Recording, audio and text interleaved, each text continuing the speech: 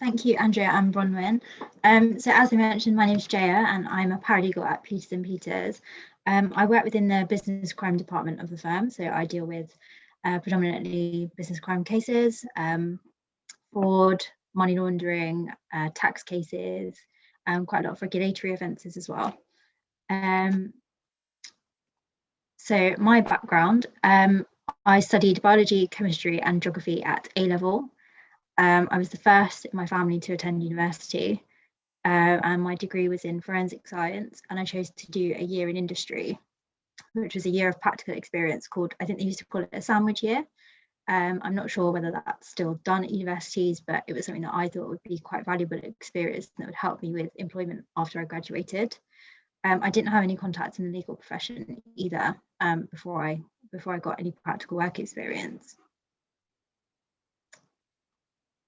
So my route into law began when I did 2 law undergraduate modules as part of my forensic science degree.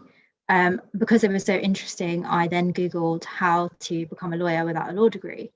I'd read all about the GDL and the LPC and sort of how they worked and what the main firms were that were offering training contracts. That was the first time I'd heard of them. Naturally, I Googled, the best law firms in the UK, researched their sort of admission procedures. And after graduation, I managed to secure a job as a paralegal in a high street criminal defence practice. I did 2 weeks of work experience there before I was offered the job. It was a very busy sort of environment. I was working on multiple cases at once, helping solicitors, other paralegals, and partners with casework. After that, I decided to study the GDL whilst I was working full time, which meant attending university on Saturday and Sunday once a month for 2 years. I chose to do it part time, but there are options to study it full time in a more condensed way so that you can study it over a shorter period of time. I found that quite challenging. So when it came to the LPC, I decided that I wanted to study that full time. Luckily, my employer was quite understanding, allowed me to leave my job for 9 months to study for that course. And then I was able to come back and rejoin the firm after I did my LPC. After that, I worked in the criminal litigation department of a full service city firm in London for about 2 years, and then I joined Peters & Peters in December last year. So in total, I've got around 7 years of paralegal experience, and I've worked predominantly within criminal law during that time. And the reason for that is just because that's the area that I found really interesting, and it's where my undergraduate degree was linked to, so it made sense to me to pursue that area of law. So some of the main transferable skills that I had noticed that I could transfer across from a non-law degree to becoming a lawyer are analysis. So really reading into what you are learning, what you're reading, having to assess it quite critically and thinking, okay, this says this, but what does it mean in the bigger picture? Communication, you do it on a daily basis, regardless of which industry you're working in. On a daily basis at the moment, I communicate with solicitors, barristers, police, the prosecution, judges or judges' clerks, the court staff. So multiple people. You need to be able to get your message across in the right way, whether that's orally or in writing. Problem solving is quite a big one as well. Thinking quite tactically about, the case and what a certain piece of evidence means for your client. Working under pressure is a really big one. Most law firms are quite busy, they go through busy periods, and you will find that you're having to work quite quickly under pressure to adhere to deadlines without compromising on the quality of your work. Teamwork. So I often work in case teams with other solicitors and partners, occasionally with other paralegals if it's a big case. Having to work together to achieve the right outcome for your client, and presenting concepts clearly and accessibly. So One thing that I noticed from my undergraduate degree was that you would learn quite complicated processes and procedures, and you need to be able to communicate those to the layperson, someone who doesn't necessarily have the same background as you or the same understanding. Being able to present that clearly is the same way you would do so as a lawyer to a client. You need to be able to explain the law and what that means to your client quite clearly, accessibly, so that they understand the reasons for your advice. So just a little bit further about my journey studying law as a postgraduate. So because I did a non-law undergraduate degree, I then studied the GDL part-time, as I mentioned, weekends, alongside full-time employment, which was quite heavy. In addition to that, there was a lot of reading and preparatory work. It was one of those courses that really relied on you to do the groundwork. When you came to class on the weekends, you generally had to be up to speed. You had to have done the reading, done the preparatory work, and all of the modules were compulsory. And I think from memory, there are about 7 in all of the core areas of law that you would have studied on a law degree. Following that, the LPC, which I studied, but if you wanted to pursue the route of becoming a barrister, you would do the BPC, which is the bar practice course. I did this on a full-time basis, and one of the things that I noticed straight away was that it was a lot more contextual. It was about applying the law that you had learned to a particular scenario and being able to explain why you'd reached that conclusion. And I found this course a lot more enjoyable because I was able to pick the electives that I wanted to study in addition to the core modules. So all in all, quite an intensive 3 years in total. But those are sort of the studying parts of becoming a lawyer. And then if you studied law as a postgraduate but did a law undergraduate degree, you wouldn't need to do the GDL, you would just need to do the LPC or the BPC. And there are also other routes available. So you've got the SILEX professional qualification and apprenticeships. So I think these routes are becoming a little bit more popular now, considering the sort of financial cost of the GDL and LPC. So the SILEX professional qualification is where you would qualify alongside work within a law firm. It's a progressive framework across 3 stages that focuses on technical expertise and practical skills, where you develop the core behaviours of a lawyer as you're progressing throughout the course. And apprenticeships are generally aimed at post A-level students. So those who haven't gone to university, it's a 6-year course. And again, you would just gain the professional qualifications while carrying out paid employment in a law firm or an in-house legal team. So as far as I understand it, it's actually offered by quite a wide range of firms now. It's something that's really been taken up by many, many city firms. And, you know, it's really got those school leavers who want to pursue a career in law that didn't necessarily go to university, got them through the door. So as of September this year, the process to qualify as a solicitor has changed slightly.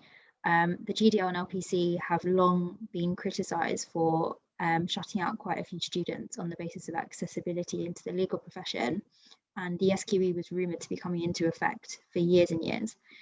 It's finally here, and it's now being implemented to improve accessibility, and it provides a 4-stage route to qualification. So once you've done a degree or equivalent in any subject, you would have to pass SQE1 and SQE2 examinations. SQE1 is a multiple choice examination, and SQE2 comprises a lot more of the practical, you know, advocacy, research, drafting, written exams. You would also need a minimum of 2 years qualifying work experience. So that the definition that's been given to qualifying work experience at the moment is very broad. It can include, you know, work done within a law clinic or a law firm on a work experience basis. It doesn't have to be paid work experience. And the final step is that a candidate would have to demonstrate satisfactory character and suitability before they can apply to the SRA to become a solicitor. So this diagram shows the previous route, the LPC route to becoming a solicitor, and the SQE route to becoming a solicitor. So as as you guys decide on, which degree course to undertake, you're kind of here. And then you sort of go through the preparatory courses, do the SQE1 and SQE2, 2 years qualifying work experience, apply to be admitted as a solicitor. There is a sort of grace period to those students who have already accepted places on the LPC or who are already studying their degrees, to allow them to continue through the LPC route, the previous route. But I think for this kind of age group, I think predominantly you will find that the SQE route is going to be the predominant route for qualification going forward. So a little bit about different careers in law. So as a solicitor, you would need the training contract to qualify. A solicitor generally provides advice to the client, and those clients can be individuals, they can be companies, and they have very high levels of contact with clients and colleagues. It's quite a collaborative job. It's very much, you have to engage with different people, whether that's the opposite side, when there's co-defendants and you're part of a team that's defending many individuals, you often have to communicate with them.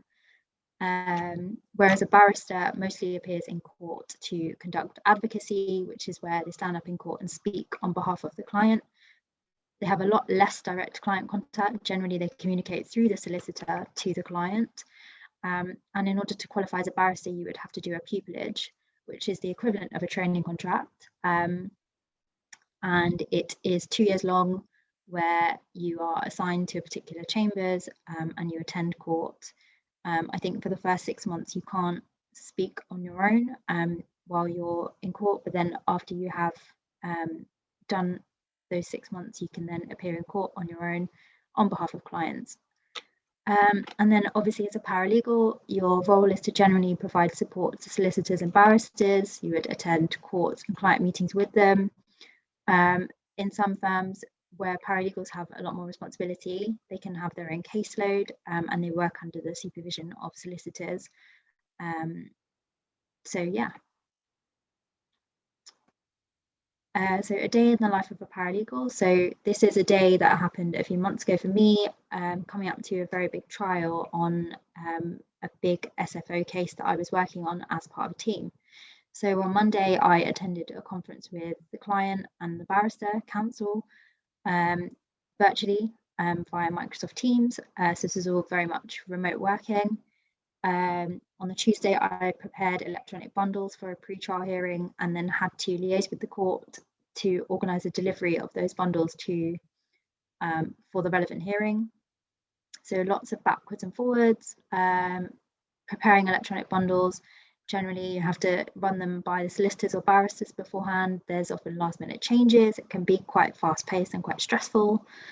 On Wednesday, I was drafting a schedule for trial, so it's a bit of a quieter day. Thursday, I attended a hearing remotely. So this was sort of as we were going through the pandemic. So hearings were done remotely at court. And I would also be typing an attendance note to keep our record of what happened at the hearing. In the evening that day, there was a virtual wine tasting across the firm. So, there is a really big social presence at Peters and Peters, very friendly faces. So it's been quite easy to meet other people in the firm, despite actually joining in the middle of the pandemic and having never been to the office. It's not something that I feel has been negatively impacted at all. And then on Friday, I attended court and at the end of the day sent an email to the case team just to let them know how the day's proceedings went. So that's a sort of typical day, a typical week, in the life of a paralegal. Some weeks can be quite different to this. They can look the same every day if you're working on quite a big case and you're doing a drafting exercise or you're preparing something for a big trial that's coming up. Some days can be very similar. Other days it can be where no 2 days are the same. So it generally varies on the type of work that you're doing at the time and who you're working with. So what makes an ideal candidate? Academic performance is often the first criteria that a lot of firms will specify on their websites. A lot of firms have a minimum academic requirement, but they do allow leniency for extenuating circumstances. So if you are filling out application forms for things like vacation schemes or work experience, it's important to get any extenuating circumstances across. Even if you don't meet the minimum requirements, a lot of firms will take your application into consideration. So it's definitely, don't just rule yourself out. Definitely always consider applying if it's something you're genuinely interested in. Extracurricular activities and employment. So I think a lot of law firms want to see that you are a well-rounded individual. They don't want to see someone who just works 24/7. You need to be able to demonstrate that what you do outside of your day-to-day activities, whether that's school, whether you're at college, university, and that's a way for you to demonstrate responsibility, time management, and dedication. And those are all really important qualities for aspiring lawyers. You need to be able to manage your time effectively to show that you can deal with responsibility really well. Volunteering again demonstrates commitment. It doesn't necessarily have to be legal voluntary work. If it's something you're interested in, that interest will carry you through, and it's really important to demonstrate that you can pursue something that you're interested in quite genuinely. So work experience. I know that I found when I was applying to do work experience schemes, it was so difficult to gain work experience without having any prior experience. It's a little bit of a catch-22. Things that I found did help was speculative applications, writing letters to firms that I was interested in with a copy of my CV, explaining to them my background, why I was interested in those firms, why I wanted to work there, and why I thought that they could benefit from having me work there. It does no harm. The worst case scenario, you will get a rejection or maybe some silence, but in my view, it's always worth applying somewhere. If there's no information on the website, usually there's an email address for their careers page, their careers department, or HR.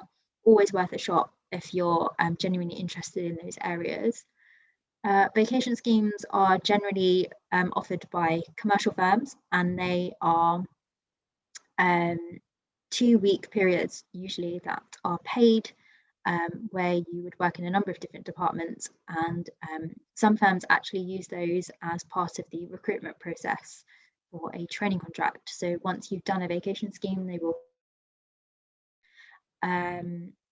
they are becoming quite competitive now, and I'm not sure what's going to happen to vacation schemes in light of the SQE, whether firms will continue to use them or not. For anyone that is an aspiring barrister out there, the equivalent of a vacation scheme is a mini pupillage, which is shadowing a barrister for a couple of weeks. Again, they can be used as part of the assessment process for applications for pupillage, and it's a great way to show that you've pursued an interest there. You've applied for mini pupillage. They are really competitive. Internships, generally unpaid. If it's something that you could do, always go for it. Volunteering with NGOs, Amnesty International, Liberty, Redress, Justice, all have quite strong sort of human rights stances, so very closely linked to law. And if there are any opportunities that present themselves and you can spare the time, then that's definitely something worth pursuing.